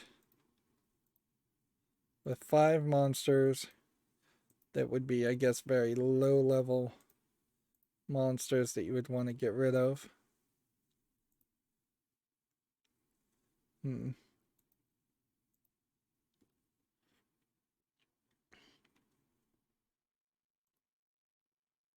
Hmm.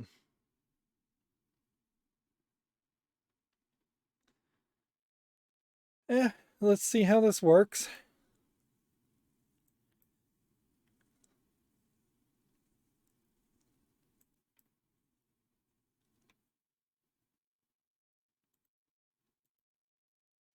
Yeah, that's pretty much just dumb luck. If I succeed here, just straight up dumb luck, and you do this once, and you'll never want to do it again. So you're not going to get too much entertainment out of this solo player content compared to just playing ranked nonstop. I think we'll just attack here, and we'll be very careful and attack with that one to attack with that one to win.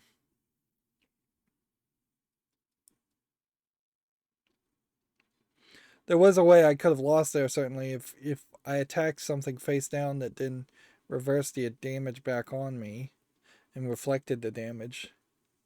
That would have been terrible. Yeah, you're getting a legacy pack ticket every time. So, oh, you do have the opportunity to play with your deck. So, Okay, cool. I will keep that in mind and work off screen to win with my own decks in these solo player challenges, but you almost wonder if maybe more solo player challenges will unlock. So we're hoping we can get really lucky here.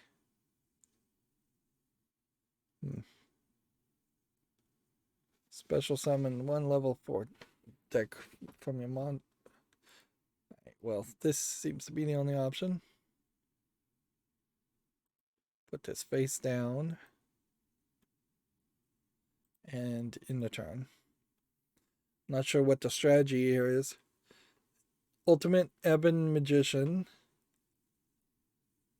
It's probably a Dark Magician deck that's even more evolved. And yeah, almost certainly these are decks based on the anime, based on a point that I stopped watching the anime.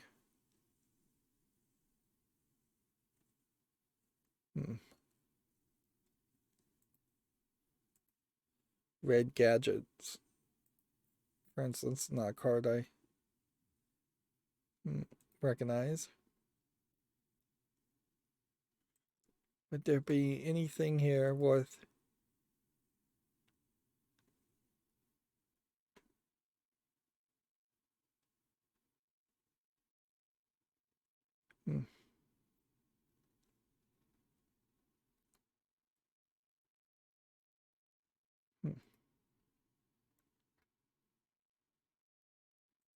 Trying to figure out if it would be worth it to steal this card.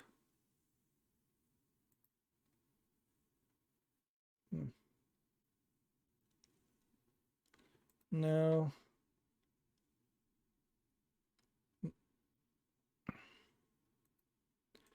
Summon this, activate this.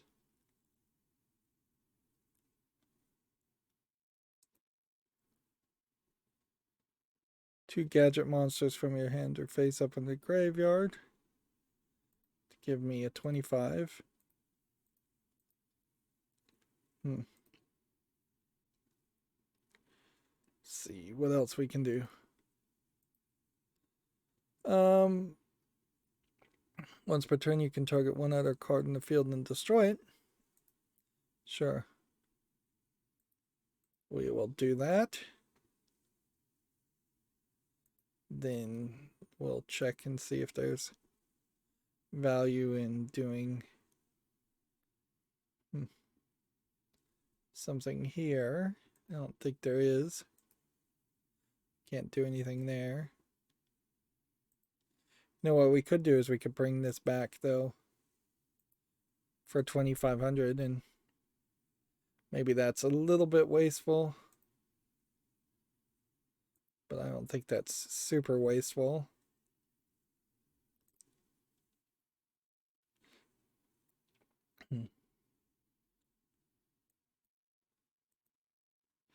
Yeah, 5,000 attack definitely puts you very close to winning. Of course, it all could go all wrong.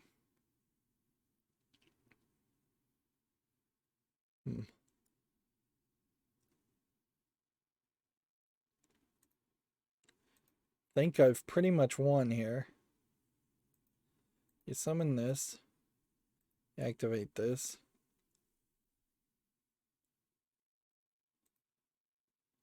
Activate this, destroy this. Yeah, stupid easy. Just because I got lucky. Which just does really highlight where a 5-star difficulty is at best an estimate and in no way really a guarantee. All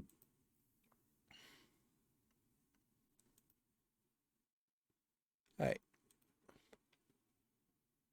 Another 200 gems. And let's see what we get for the clear reward. We get a field part, magician hats, being earned. Which they honestly don't even look particularly good. And then the gate cleared, which, if that were to mean something, then something else should have unlocked either below or above this. And it didn't. So that puts us in a pretty good position because we know that there's nothing really new on this to buy. The secret packs are gone. I could open 100 legacy packs certainly as a celebration. I probably should just do that. But there's really nothing more. This notification, I imagine, has nothing to do with anything. New gates added to the solo mode, Indomitable Warriors of Unwavering Loyalty. So maybe now they are trying to give you a bit more notification when something has been added. But maybe they only tell you that when you finish some of the solo player content. And clearly there's a lot here. So I imagine there is a lot of people who have not gotten even as far as I have gotten with the solo stuff. Getting different things is nice, but it doesn't change much. Like this icon, I could change it to several other icons, but a lot of them are hard to read. Could just go back to the default, but I'll stick with the trophy. Frames. Can have a gold frame instead of beginner's frame. Titles. You earned a Fusion Festival purple title, which is in purple. Interesting. So we can see there's been 2 titles so far, a Synchro Festival and a Fusion Festival. We unlocked this new mate, which you maybe could look in the details of it. That's what it looks like. It just hangs out on the side of the deck when you play. And actually, unlocking monster art seems to be pretty much impossible to do because there's only 4 of them. And then if you wanted specific field parts, you'd have to go to this and then click change accessories. And at that point, you can pick from one of the card backs you have or one of the fields you have, or one of the field parts you have. This is what the hats look like. And then you can have different bases for your mates. The Fusion Festival also introduced another mate that was new. Doing all of that solo stuff, though, I imagine it hasn't really done much. It got me 40 gold for dealing in solo mode, whereas most of the daily quests are ranked mode, and then log in and spectating live. As far as making actual progress towards the lifetime challenges, those are slowly getting moved forward, but there's definitely a lot of stuff that you're just gonna have to do. It's gonna be years of gameplay before you get all the lifetime stuff done, and I think that's the intention. So yeah, we really don't have time to start any new content today, unfortunately. Today's just become a catch up, but we can do 10 packs certainly of this, at the very least 10 packs. And see, this is a case where we might not get any super rares or ultra rares, although these 2 guarantee super rares. So I imagine there's going to be too much of a difference. And when opening legacy packs, it's not as satisfactory because you have to watch a lot more of these opening animations to see just 2 cards instead of 8 cards being open. Plus, these animations change up on you, uh, which make them even longer. You can see you're mostly getting normal cards, but you're getting a decent amount of new normal cards when you open Legacy Pack cards. I think we probably could open about 30 packs. 100 takes a little too long. But yeah. In fact, I probably should just stick to opening the 10 packs and leave it at that. At some point, they may add more cards to the Legacy Packs draw pool. And if they did that, then it would make a lot more sense to use the packs at that point, because that would increase your odds of getting more variety. And yeah, basically on one of each of those cards now.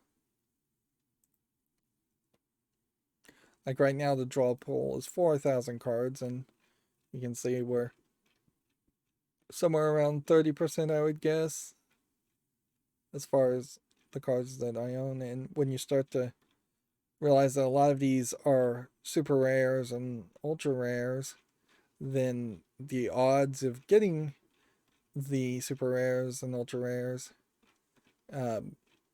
actually are much lower, because I'm sure it's not an equal situation where you're just as likely to get an ultra rare as you are to get a normal card. You can see there's a ton of rares, and it's just too much to really scroll through. So you can jump around, and that's about it. Yeah, I think I'm happy at just opening 10 packs there. And I'm kind of happy I didn't find a secret pack, but I suspect I might very well see a secret deck in some of the other solo stuff. And you still are in a weird situation where I imagine, even though I have gotten a decent amount of cards, it's not so many duplicates that it really is bumping you up much. Not a single extra ultra rare, 200 of normal crafting points, 260 of rare crafting points, 10 of super rare. So I'm hardly rolling in the crafting points for as many cards as exist in Yu-Gi-Oh! Master Duel. Alright, well, that's going to be it for this recording. As always, I ask you to like, share, subscribe, comment, and watch every second of my videos. If you want a friend to follow me on any social media sites, there's a whole bunch of links down below. Thank you for watching. Have a good evening.